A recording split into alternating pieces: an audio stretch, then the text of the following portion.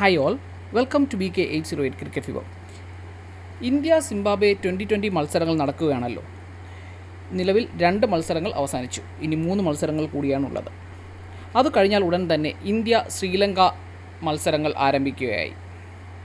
ഈ പരമ്പരയിൽ 2020യും അതുപോലെ വൺ ഡേ മാച്ചസുമാണുള്ളത്. ആദ്യം 2020 മത്സരങ്ങളാകും നടക്കുക, അതിനുശേഷം വൺ ഡേ മാച്ചസ് ആകും.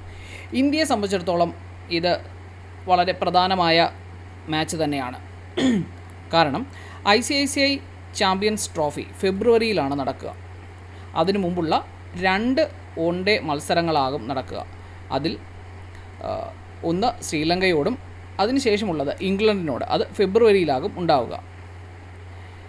എന്നാൽ ICICI മാച്ചിൽ രോഹിത് ശർമ്മയാകും ടീമിനെ നയിക്കുക എന്ന് ഓൾറെഡി BCCI പ്രഖ്യാപിച്ചു കഴിഞ്ഞു. വിരാട് കോഹ്ലിയും ബുംറയും ഒക്കെ ടീമിൽ കാണുകയും ചെയ്യും. എന്നാൽ ശ്രീലങ്കൻ സീരീസിലേക്ക് ഇവരൊക്കെ കാണുമോ എന്നുള്ളതാണ് ഒരു ചോദ്യം. ശ്രീലങ്ക പരമ്പരയെക്കുറിച്ച് നോക്കുകയാണ് എങ്കിൽ ആദ്യം 2020 മത്സരങ്ങളാണ് നടക്കുക. 3 2020 മത്സരങ്ങളായിരിക്കും ഉണ്ടാവുക. ജൂലൈ 28, 29, 31 എന്നീ ദിവസങ്ങളിലാണ് 2020 മത്സരങ്ങൾ നടക്കുക. വൺ ഡേ മാച്ചസ് ആണെങ്കിൽ ഓഗസ്റ്റിലാണ് ആരംഭിക്കുക. ഓഗസ്റ്റ് 2, 4, 7 എന്നീ തീയതികളിലാണ് വൺ ഡേ മാച്ചസ് നടക്കുക.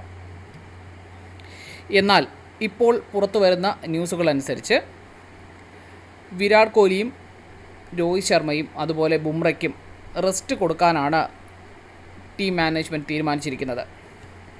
അപ്പോൾ ആരാകും രോഹിത് ശർമ്മയ്ക്ക് പകരം ഇന്ത്യൻ ടീമിനെ നയിക്കുക എന്നുള്ളതാണ് ഒരു ചോദ്യം.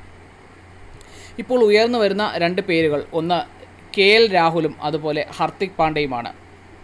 ഇവരിൽ ആരെങ്കിലും ഒരാളാകും ഇന്ത്യൻ ടീമിനെ വൺ ഡേ മാച്ചസിൽ നയിക്കുക എന്നാണ് അറിയാൻ സാധിക്കുന്നത്. Stay tune with us for more videos. Thank you.